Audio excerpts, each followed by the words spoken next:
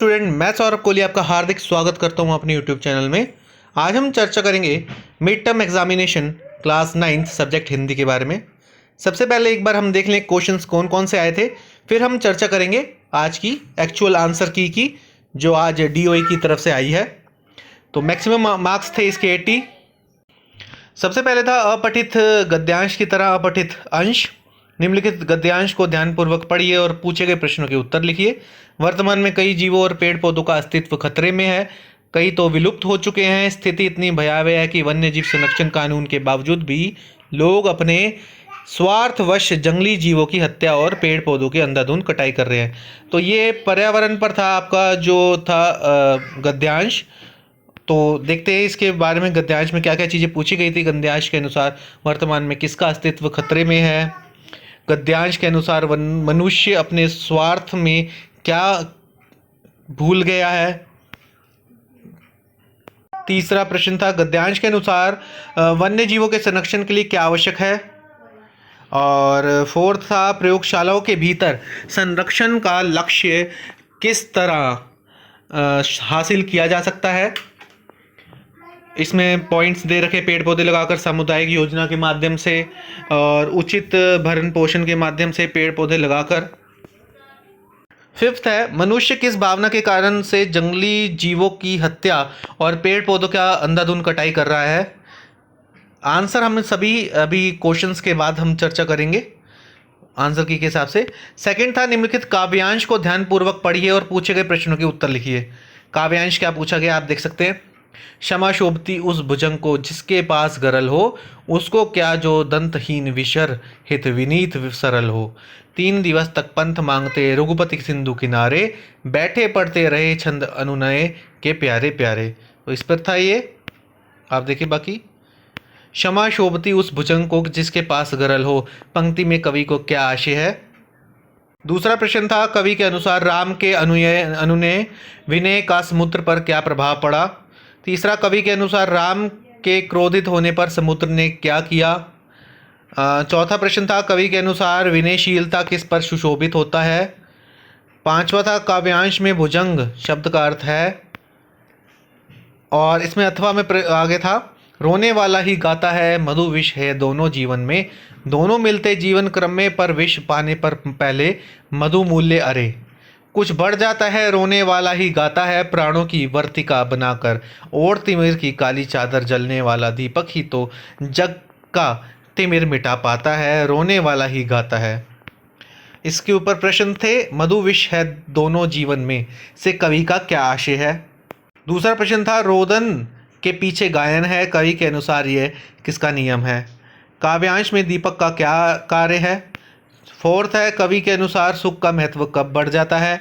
पांचवा है काव्यांश में रोना और गाना किसके प्रतीक है। अब व्यवहारिक व्याकरण की बात करें, निर्देशानुसार उत्तर लिखने कोई 4 आपको करने थे। सदुपयोग शब्द में जो प्रयुक्त उपसर्ग है वो क्या है। दुराचारी शब्द में प्रयोग उपसर्ग क्या है। बनावट में कृपालु में क्या है उपसर्ग प्रयुक्त प्रत्यय क्या है। अव्यवहारिक शब्द में प्रयुक्त उपसर्ग और प्रत्यय दोनों पूछे गए हैं। अगला है प्रश्न निर्देशानुसार उत्तर लिखिए। दोराहा शब्द में प्रयुक्त समास पूछा गया है। सुख दुख का सामाहिक विग्रह और समास का नाम है। लंबोदर लंबा है उदर जिनका अर्थात गणेश शब्द में प्रयुक्त समास कौन सा है। साधन के अनुसार विग्रह के लिए सामासिक शब्द कौन से हैं। श्रेष्ठात्मा शब्द का समासिक विग्रह और समास क्या है। पांचवा प्रश्न निर्देशानुसार उत्तर लिखिए। वह बाजार से फल ले आया अर्थ के आधार पर वाक्य भेद क्या है। निम्नलिखित में से प्रश्नवाचक वाक्य क्या है। तुम खेल सकते हो अर्थ के आधार पर वाक्य भेद क्या है। वाह क्या सुंदर चित्र है अर्थ के आधार पर वाक्य भेद क्या है।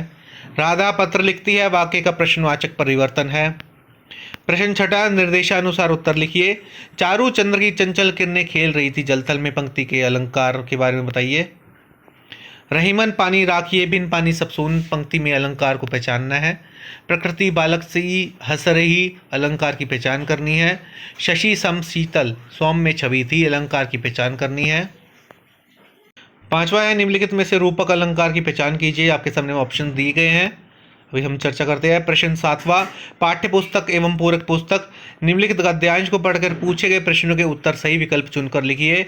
दोनों मित्रों को जीवन में पहली बार ऐसा सभी का पड़ा कि सारा दिन बीत गया और खाने को एक तिनका भी ना मिला। समझ में ही नहीं आता था यह कैसा स्वामी है, इससे तो गया फिर भी अच्छा था। यहाँ कई भैंसें थी, कई बकरियाँ थी, कई घोड़े, कई गधे, पर किसी के सामने चारा ना था। जब जमीन पर मुर्दों की तरह पड़े थे, कई तो इतने कमज़ोर हो गए थे कि खड़े भी ना हो सकते थे। सारा दिन दोनों मित्र फाटक की ओर टकटकी लगाए ताकते रहे, पर कोई चारा लेकर आता ना दिखाई दिया। तब दोनों ने दीवार की नमकीन मिट्टी चाटना शुरू की, पर इससे क्या तृप्ति होती है। रात को भी जब कुछ भोजन ना मिला तो हीरा के दिल में विद्रोह की ज्वाला दहक उठी। मोती से बोला, अब तो नहीं रहा जाता मोती। तो भोजन ना मिलने पर हीरा के मन में कौन सा भाव उत्पन्न हुआ था, तो वो बताना है आपको। गद्यांश के अनुसार दोनों मित्रों को क्या समझ में नहीं आया। गद्यांश में सब जमीन पर किस तरह पड़े थे। गद्यांश में पशुओं के सामने क्या नहीं था। गद्यांश में किसने कहा अब तो नहीं रहा जाता। निम्नलिखित प्रश्नों के उत्तर सही विकल्प चुनकर लिखिए। लहासा की ओर पाठ के लेखक कौन है। दो बैलों की कथा पाठ में गधे को क्या क्या कहा गया है। प्रश्न 9वां, निम्नलिखित पद्यांश को पढ़कर पूछे गए प्रश्नों के उत्तर सही विकल्प चुनकर लिखिए। और मोर पंखा सिर ऊपर सरीखाओ, गूंज की माल गरे पहिरोंगी, ओढ़ी पीताम्बर ले लुकुटी, बन गोधन ग्वारिन संग फिरोंगी। भाव तो वो ही मेरो रस खानी, सो तेरे कहे सब स्वांग करूंगी, या मुरली मुरली धर की, अधरा ना धरी अधरा ना धरूंगी। कवि ने सिर पर क्या रखने की बात की है। दूसरा प्रश्न पूछा है, काव्यांश के अनुसार गोपियां गूंज की माला का क्या करेंगी। तीसरा है, काव्यांश में क्या लेकर वन में जाने की बात की गई है। चौथा, काव्यांश में पीताम्बर शब्द का अर्थ क्या है। काव्यांश में गोपियां मुरली कहाँ नहीं रखने की बात कर रही हैं। प्रश्न 10वां, निम्नलिखित प्रश्नों के उत्तर सही विकल्प चुनकर लिखने हैं। कबीर किस पर चढ़ने की बात करते हैं। वाक कविता में रस्सी किससे बना हुआ है। खंड ख, वर्णनात्मक प्रश्न। निम्नलिखित प्रश्नों में से किन्हीं तीन के उत्तर देने थे आपको। जैसे कांजी हाउस में कैद पशुओं की हाजिरी क्यों ली जाती होगी। बैल को गधे का छोटा भाई क्यों कहा गया है। तिब्बत में हथियार का कानून ना रहने के कारण यात्री को किस प्रकार का भय बना रहता है। उपभोक्तावाद की संस्कृति पर प्रश्न था। प्रश्न 12वां, निम्नलिखित प्रश्न में से तीन के उत्तर बताने थे। कबीर दास ने सच्चा संत किसे कहा है। कबीर ने ईश्वर को सब श्वासों का श्वास में क्यों कहा है। कवित्री का घर जाने की चाह से क्या तात्पर्य है। रहीम कवि एक लकुटी और कामरिया पर सब कुछ न्यौछावर करने को क्यों तैयार है। प्रश्न 13वां, प्रश्नों में से किन्हीं दो के उत्तर करने हैं। तीन आपको दिए गए हैं। बाढ़ की खबर सुनकर लोग किस तरह की तैयारी करने लगे। आपने देखी सुनी किसी आपदा का इस जल प्रलय में पाठ के आधार पर वर्णन कीजिए। मानव और पशु में भेद नहीं है। युवक के साथ साथ कुत्ता भी पानी में कूद गया इस जल प्रलय में। पाठ के आधार पर लिखिए कि उसने ऐसा क्यों किया होगा। अब रचनात्मक प्रश्न है आपके सामने, रचनात्मक लेखन के बारे में। प्रश्न 14वां है, संकेत बिंदु के आधार पर किसी एक विषय पर लगभग 120 शब्दों में लिखिए।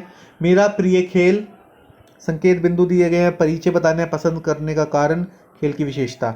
मोबाइल फ़ोन आज की आवश्यकता है। संकेत बिंदु मोबाइल फ़ोन की आवश्यकता क्यों है। सदुपयोग दुरुपयोग दोनों बताने हैं। निष्कर्ष के साथ आपको शिक्षा के बारे में बताना है। संकेत बिंदु प्रस्तावना, शिक्षा की आवश्यकता, शिक्षा क्षेत्र की समस्या और संभावित समाधान।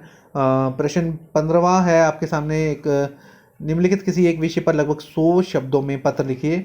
अपने क्षेत्र में हो रहे बिजली कटौती से पढ़ाई में हो रही असुविधा के कारण करते हुए किसी दैनिक समाचार पत्र के संपादन को पत्र। अथवा में प्रश्न इसके था, समय का सदुपयोग करने की सलाह देते हुए छोटी बहन को पत्र लिखिए।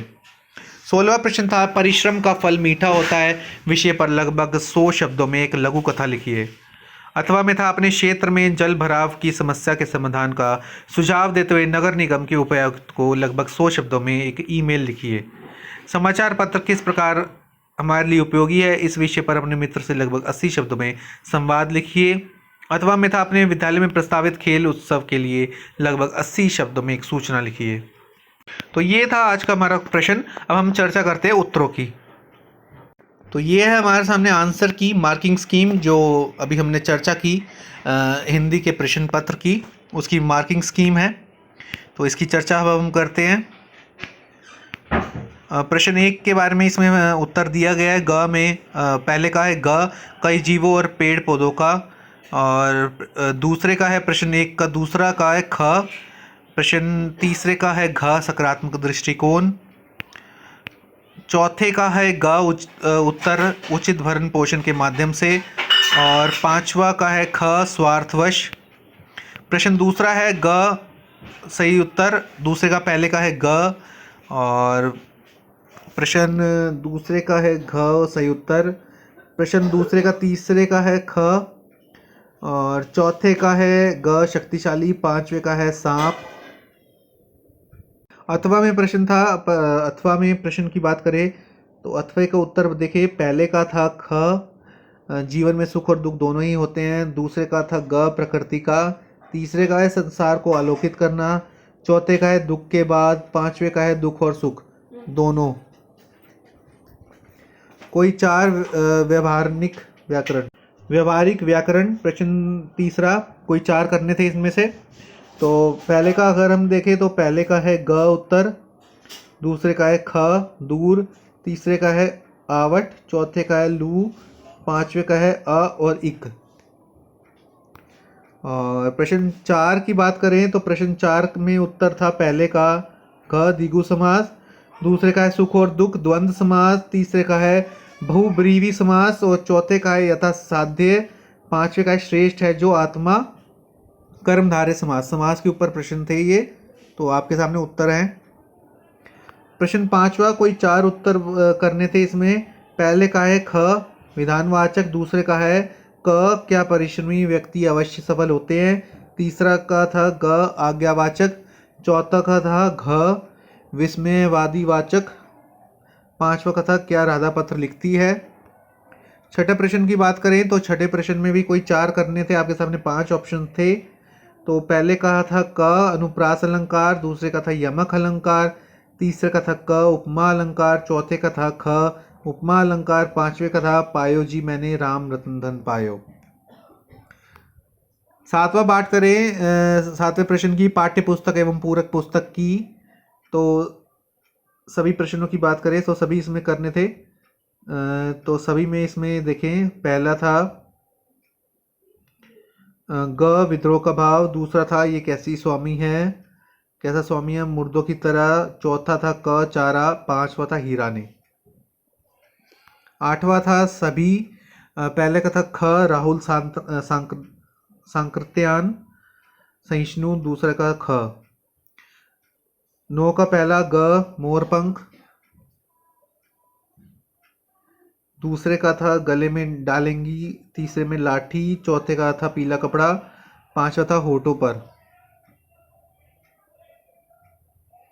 प्रश्न 10वां ज्ञान रूपी हाथी पर, दूसरा था कच्चे धागे से ग। प्रश्न 10वें की बात करें, कोई 3 करने थे।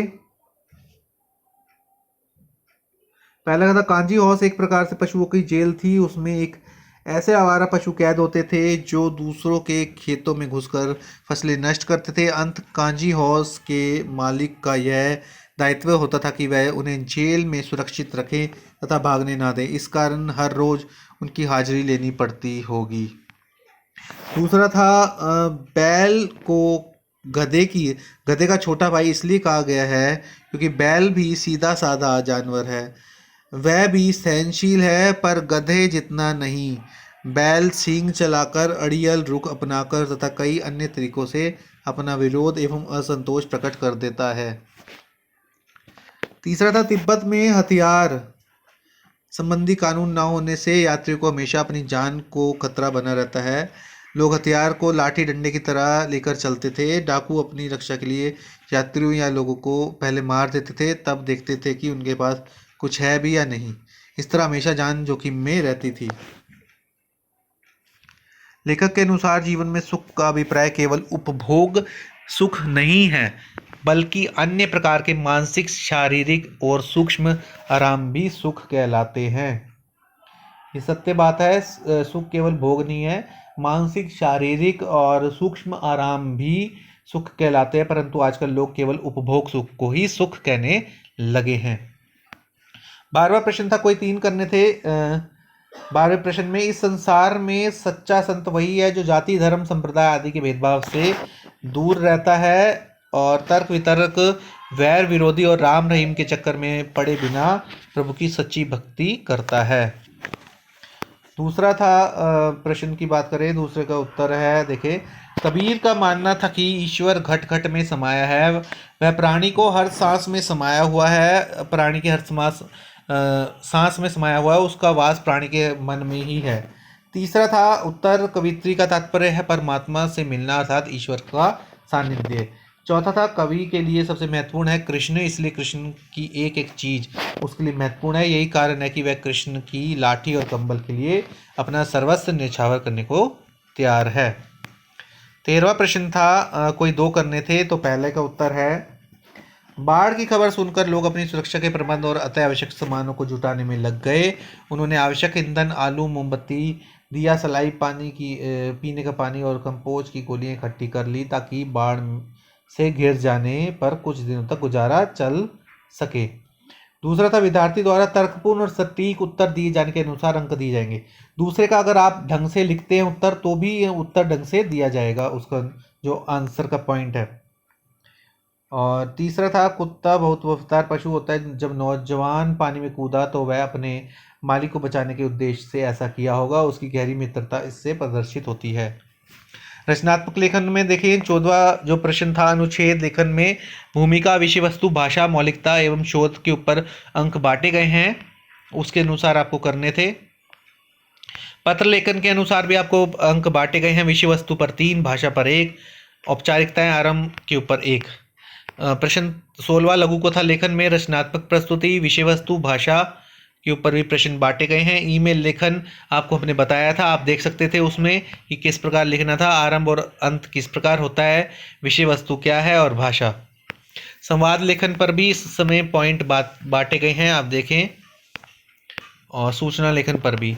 तो ये था आज की आपकी आंसर की। तो आज आपको कैसी लगी आंसर की ज़रूर बताएं और अपने दोस्तों के साथ शेयर करें। धन्यवाद।